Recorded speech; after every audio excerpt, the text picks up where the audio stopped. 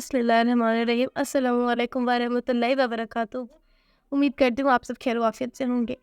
मेरे इस्लाम जर्नी से रिलेटेड आप लोग के कई सारे सवालात होते हैं कि मैंने जब इस्लाम कबूल किया तो मेरी फैमिली का क्या रिएक्शन था, मेरे घर और मेरे रिश्तेदारों का, मेरे दोस्तों का, मेरे पड़ोसियों का और कई सारे लोगों का।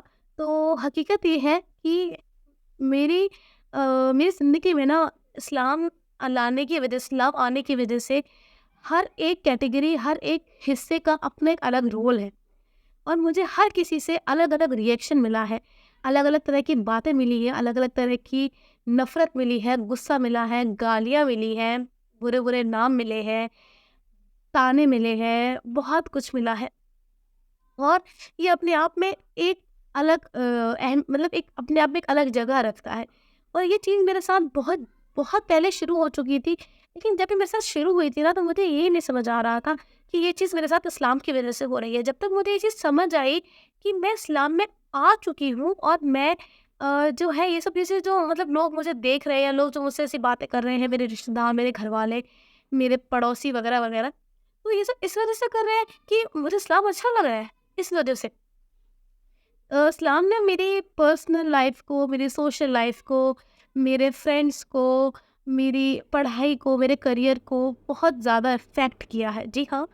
और मैंने इन सब चीज़ों से बहुत कुछ मतलब क्या कहूँ कि इन सब चीज़ों ने बहुत अफ़ेक्ट किया है मुझे मेंटली और इमोशनली।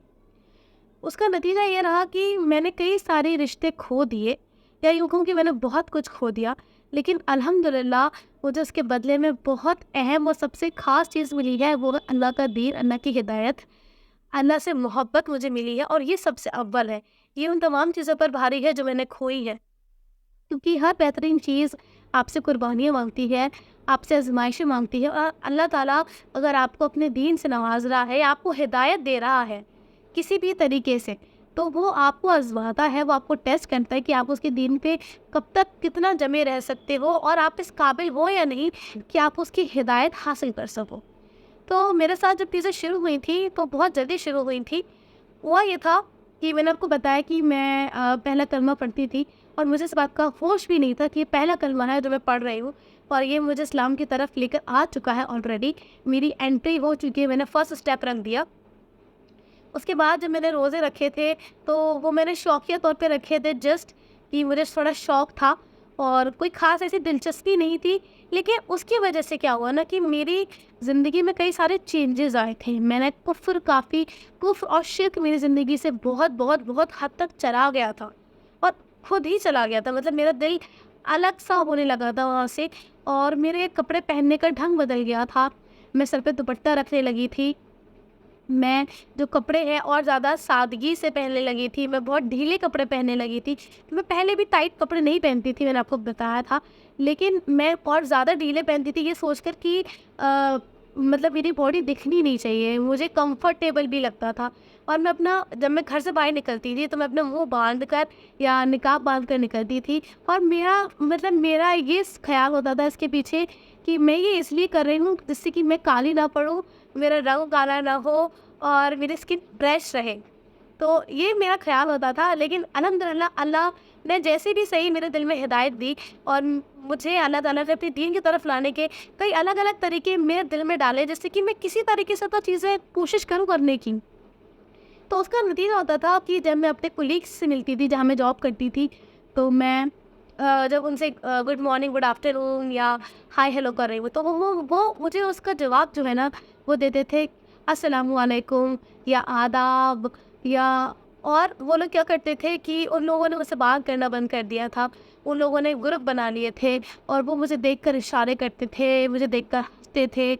या मैं कभी हम लोग जब आपस में कभी बात कर रहे हैं और मैं अगर अपने पुराने रिलीजन को डिस्कस करती थी कि हमारे रिलीजन में तो ऐसा होता है, तो वो कहते थे कि मुसलमानों में तो ऐसा नहीं होता है। मैंने कहा मैं मुसलमान नहीं हूँ। या वो मुझसे कभी कहते थे कि अरे तुम तो मस्जिद जाओगी ना। मैंने कहा मैं मस्जिद क्यों जाऊंगी, मैं मुसलमान नहीं हूँ। तो वो कहते थे अच्छा लेकिन तुम रहती तो ऐसे हो कि जैसे मुसलमान रहते। मैंने कहा ऐसा कुछ भी नहीं है, ये आपकी सोच है भाई। मैंने ऐसे क्या किया, बस सर पे दुपट्टा रखने से क्या मुसलमान हो जाते हैं और सादगी के कपड़े पहनने से, सलवार सूट पहनने से क्या मुसलमान हो जाते हैं। ये और कुछ अगर आपने मैंने अगर कुछ उर्दू के अल्फ़ाज़ कभी खुशी-खुशी या मतलब ऐसी मज़ाक में या इंटरेस्ट से मैंने बोल दिए, क्योंकि कभी-कभी मैं पाकिस्तानी सीरियल देख लेती थी पहले, तो वो अल्फ़ाज़ मुझे अच्छे लगते थे तो मैंने वो बोल दिए, तो क्या ऐसे मुसलमान हो जाते हैं? तो मुझे इसका खामियाज़ा बहुत भारी पड़ा, इस कदर कि लोगों ने मुझे हैरेस करना शुरू कर दिया मेंटली। मुझे देख के हँसते थे, बातें बनाते थे, और मेरे साथ लंच करना, मुझसे मिलना-जुलना सब कुछ छूट गया था। मैं बिल्कुल अकेली पड़ गई थी उस जगह पर, और इसका नतीजा इस कदर हुआ कि मैं जिस जगह इतने साल से काम कर रही थी और सब कुछ अच्छा चल रहा था अल्हम्दुलिल्लाह, लेकिन उसके नतीजे में मेरी वो जॉब मुझसे चली गई। मुझे उस जॉब से मना कर दिया गया एट द एंड, और मैंने बहुत पूछा कि इसका क्या रीज़न है, आप मुझे मना कर रहे हैं, आप मुझे निकाल रहे हैं। तो उन्होंने मुझे कोई कभी जवाब नहीं दिया कि हम आपको क्यों निकाल रहे हैं। उन्होंने मुझसे कुछ कहा ही नहीं, और मैंने बहुत पूछा कि मुझे एटलीस्ट आप एक वजह दो, मैं इम्प्रूव करूँगी इंशाल्लाह। तो मतलब इंशाल्लाह तो मैंने नहीं बोला था उनसे, लेकिन मैंने उनसे कहा था कि मैं इम्प्रूव करूँगी। तो उन्होंने मुझे कुछ नहीं कहा, उन्होंने कहा कि सॉरी हम नहीं रख सकते, हमने और किसी को हायर कर लिया है। तो ये जो तरीके थे ना, मुझे समझ नहीं आए। और जब मैंने बाद में मेरी ज़िंदगी में और चीज़ें देखी, और मेरे साथ और कई सारी चीज़ें हुई, तो मुझे तब समझ में आया कि अच्छा ये चीज़ें जो है मेरे साथ, वो इस वजह से हुई थी क्योंकि मुझे इस्लाम में इंटरेस्ट आने लगा था, और तब तक तो मैं कई सारी चीज़ें मुझसे छूट चुकी थी। तो ये चीज़ें ना हमारे लिए एक हिदायत है कि अल्लाह ताला जो है ना, आपको हिदायत देने के कई सारे तरीके, कई सारे ज़रिए देता है, जो आपकी अपनी चॉइस, आपकी अपनी पसंद से आती है, और ये हम पे डिपेंड करता है कि हम उन तरीकों को किस तरीके से लेते हैं। ये हमारी खुशनसीबी है कि अगर हमें हिदायत मिल रही है तो अल्लाह ताला हमें चुन रहा है अपने दीन के लिए। अल्लाह ताला चाहता है कि वो हमसे प्यार करे, हम उससे प्यार करें, ताकि वो हमसे और ज़्यादा प्यार करे। लेकिन अगर हम अपने नफ्स के आगे फिर से बहक जाते हैं, हम उन हिदायतों को इग्नोर कर देते हैं, तो अल्लाह ताला हमें और गफ़लत में डाल देता है कि इस बंदे को मैं जितना हिदायत दूँ उसको कोई फ़ायदा ही नहीं है। लेकिन फिर भी अल्लाह अर्रहमान रहीम है, वो बार-बार हमारे आगे ऐसी-ऐसी चीज़ें पेश करता है, ऐसी-ऐसी चीज़ें हमें दिखाता है, हमें इबरत देता है कि हम समझें, हम होश करें। तो अल्लाह ताला ना आपको कई सारी चीज़ें देगा, कई सारी चीज़ें दिखाएगा कि आप होश लो। ये आपके ऊपर, आपके ईमान के ऊपर है कि आप उसको उठा पाते हो, आप अपने ईमान को जगा पाते हो कि नहीं जगा पाते हो। अल्लाह ताला हम सबको हिदायत दे कि हम सब जो है उसके दीन पर अमल करने की बहुत बहुत खुशी और बहुत मोहब्बत से तौफ़ीक रखें इंशाअल्लाह ताला, और अल्लाह की खुशी के लिए ये करें, लोगों की खुशी के लिए नहीं। और हमें कोशिश करनी चाहिए कि हम अल्लाह ताला की हिदायतों को पहचानें अव्वल, इंशाअल्लाह ताला। और बाकी बहुत सारी चीज़ें मैं आपसे इंशाअल्लाह शेयर करूँगी, क्योंकि हर एक चीज़ अपने आप में इम्पोर्टेंट है, और वो आपके साथ वन बाय वन आएगी। अभी तक के लिए बस इतना ही। अस्सलामु अलैकुम वरहमतुल्लाहि वबरकातुहू। फ़ी अमानिल्लाह।